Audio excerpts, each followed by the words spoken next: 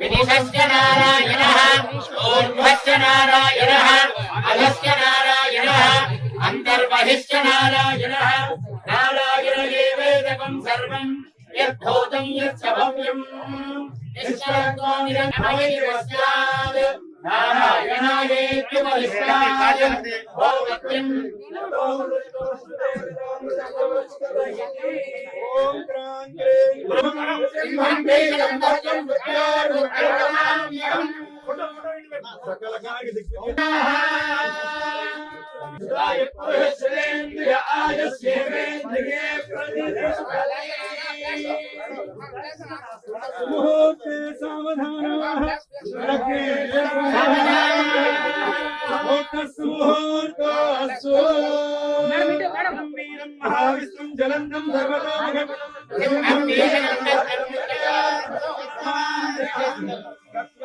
गर्जयन्तं वीरवजवलं मोडयन्तं हरन्तं लोभयन्तं भावयन्तं क्षेपयन्तं किबन्तं गरन्तं रोषयन्तं संहरन्तं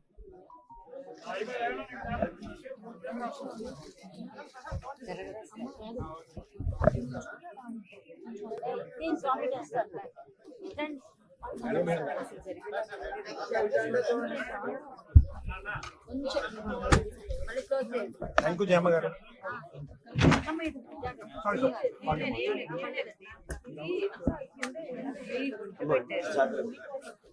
sorry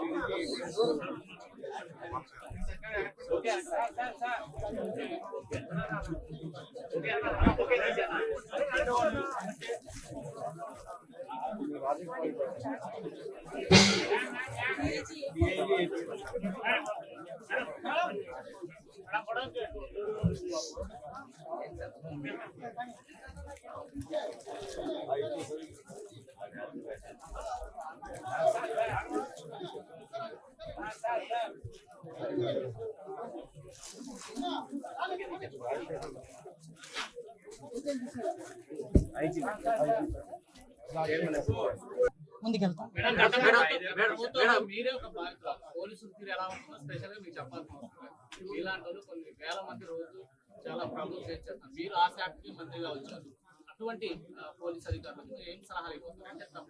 సలహా కాదండి, ఇక్కడ ఒకటి ఏంటంటే అదంటే నేను చాలా సందర్భాల్లో చెప్తుంటాను, యథా రాజా తదా cadre, at the same time యథా రాజా తదా సైనిక్. ఓకే, రాజు ఎలా ఉంటే సైనికులు అలాగే ఉంటారు. ఈరోజు రాజు మారాడు, సైనికులు ఆటోమేటిక్గా మారాలి. That's it. ఎందుకంటే ఇంతకు ముందులాగే మేము వ్యవహారం చేస్తాము, ఇంతకు ముందులాగే మేము బిహేవ్ చేస్తామంటే కనుక అటువంటి సిచ్యువేషన్స్లో నేను చార్జ్ తీసుకోక ముందే చెప్పాను పోలీస్ డిపార్ట్మెంట్ వాళ్ళకి, అటువంటి వాళ్ళు ఎవరైనా ఇంకా ఆ బ్లడ్ అలా నడుస్తూ ఉంది అనుకుంటే కనుక ప్లీజ్ మీరే పక్కకు తప్పుకుంటే పని చేసే వాళ్ళు వస్తారు. నేను ఈ రోజు ఏదో చంద్రబాబు నాయుడు గారికో పవన్ కళ్యాణ్ గారికో ఎన్డీఏ లీడర్స్కో మాకో పనిచేయమని చెప్పట్లే. ప్రజలకు అనుగుణంగా పనిచేయండి, ప్రజా రక్షణ విషయంలో పనిచేయండి. మీరు ఏదైతే కాకి డ్రెస్ వేసుకున్నారో దానికి గౌరవంగా మీరు అందరూ పనిచేయండి అని చెప్తున్నా. దాని మీద నేను ఈ రోజుకి కూడా స్టాండ్ అయి ఉన్నా. నేను ప్రతిపక్షంలో ఉన్నప్పుడు అదే మాట చెప్పాను, అధికారంలోకి వచ్చి హోమ్ మినిస్టర్ అయిన తర్వాత కూడా అదే మాట చెప్తున్నా. దీనిలో ఎక్కడ కూడా డీవియేషన్ లేదు.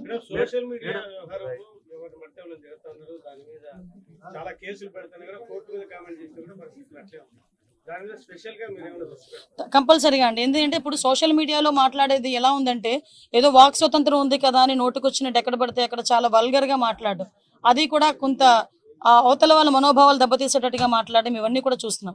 మీరు అబ్జర్వ్ చేసే ఉన్నారు, లాస్ట్ టైం ఉన్న గవర్నమెంట్లో ఇంట్లో ఆడవాళ్ళని కూడా బయటకు తీసుకొచ్చి మాట్లాడిన సందర్భాలు కూడా ఉన్నాయి.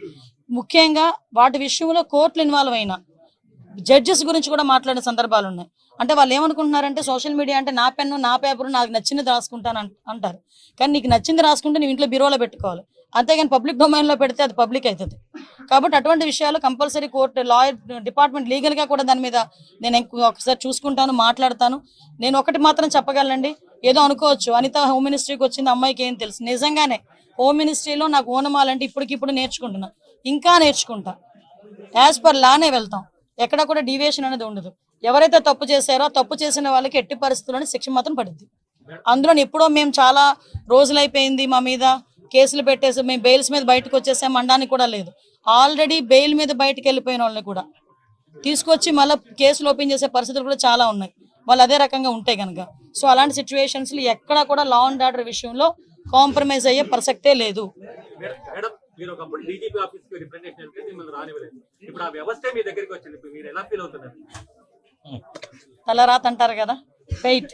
ఒకటేంటంటే అలాగని కాదు, నేను చాలా సందర్భాల్లో చెప్పాను, నేను ఇప్పటికే చెప్తున్నా, డీజీపీ ఆఫీస్కి వచ్చినప్పుడు వాళ్ళు ఎంటర్ చేసి ఒక రిప్రజెంటేషన్ తీసుకుని ఉంటే మహా అయితే పేపర్లో ఎంత కోలం పడేది.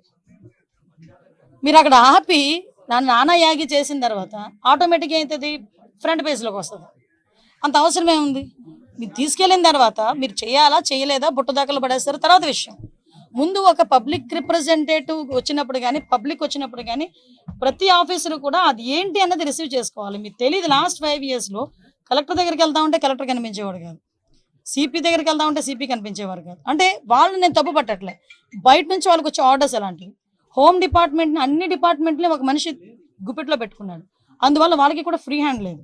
నేను లిటరల్లీ నేను డిపార్ట్మెంట్ వాళ్ళని కూడా నేను తప్పు పట్టట్లే, వాళ్ళు కూడా పై అధికారులు ఏం చెప్తారో అది చేయాలి తప్పించి వాళ్ళు ఇండివిజువల్గా చేసే పరిస్థితి లాస్ట్ 5 yearsలో లేదు.